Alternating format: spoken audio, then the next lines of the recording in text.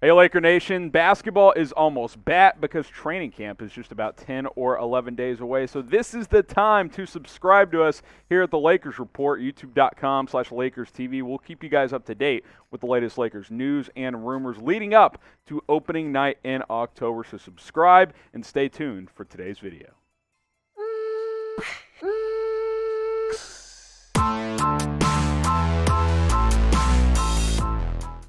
You're watching the Lakers Report. I am Harrison Graham from Chat Sports, and on today's show, we're going to take a look at 5 different lineups that Frank Vogel can employ during the 2021-2022 NBA season. Older roster, so expect Vogel to mix and match throughout the season. Let's start with the starting 5, and quite frankly, this was not easy, and I have no idea what the opening night starting 5 will be. I think Vogel will mess with this lineup throughout the season based on matchups, based on availability, etc. But this is what I went with for the opening night starting 5. Russell Westbrook at the point.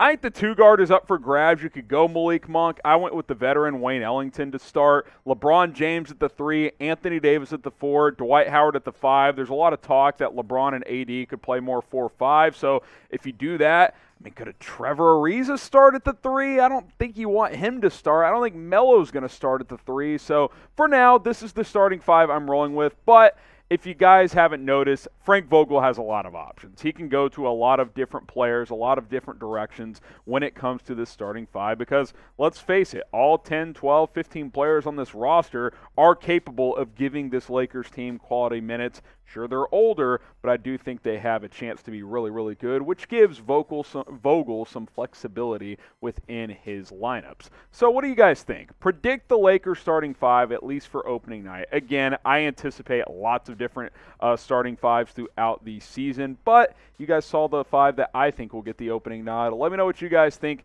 down in the comments. All right, lineup number 2, the shooter-shoot lineup. That's what I'm calling this one.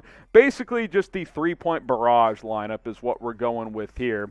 Talen, Horton-Tucker running the point because Westbrook and Rondo, they don't really shoot that well. I know Rondo shot it much better from 3 last year, but lower volume. Malik Monk at the 2, we know he's a sniper, as is Wayne Ellington. Carmelo Anthony has really changed his game the last couple of years with Portland. He shot over 40% from 3 a year ago. LeBron as well as improved as a three-point shooter as his career has gone on. Melo or LeBron playing small ball 5, I don't think it really matters which one there. But if you need a 3 late in the game, this could be the 5 that you put out on the floor. The Lakers added a ton of shooters. This doesn't even include guys like Kendrick Nunn, for example. At times, Kent Bazemore has been a good shooter as well. So a big problem down the stretch last year was the inability for the Lakers to shoot, especially with their depth, but a lot of their new pieces are very capable of lighting it up from three-point range. 3 more lineups to go, but before we get to that, I want to tell you guys about our deal with BetUS, the best sports book in the game. Go to chatsports.com/Lakers.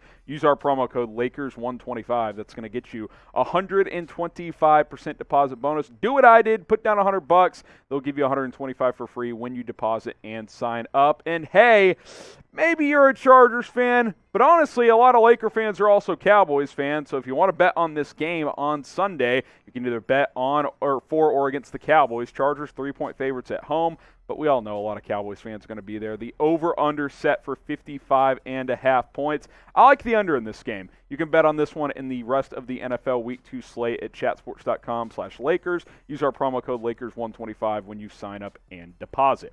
Okay, let's go to our third lineup that I think Frank Vogel could turn to. How about the defensive Dawgs lineup? Here we go. And there's a lot of options here as well. This is the 5 I went with, though. Rajon Rondo at the point. He's always been a really good defensive player. Kent Bazemore doesn't give you much offensively, but he's still a good defensive guard. He can guard 2s, 3s, some 1s as well. Trevor Ariza, he's older, but he's a good defender. This is why they signed him. LeBron, when he locks in, he's still an excellent defender. And then you could have gone AD or Dwight here. I went with Dwight at the 5.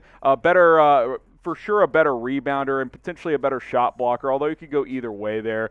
You definitely could go AD at the 4 and Dwight at the 5 as well, but certainly Anthony Davis could have been in this group. But I expect the Lakers to continue their defensive prowess. They've been one of the stronger defensive teams since Frank Vogel took over as this team's head coach, so I expect that to be more of the same here in the 2021-2022 NBA season. Who is the best defensive player on the Lakers? That's the question I have for you guys.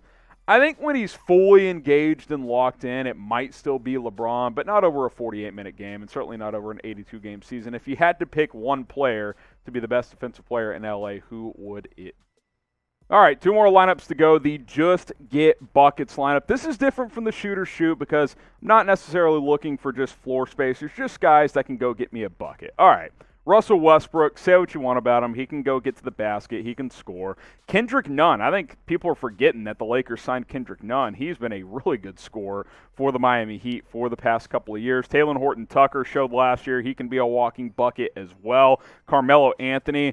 He's up there in age, but he can still isolate your ass inside the three-point line and outside the three-point line. He can still get buckets. And then, of course, LeBron.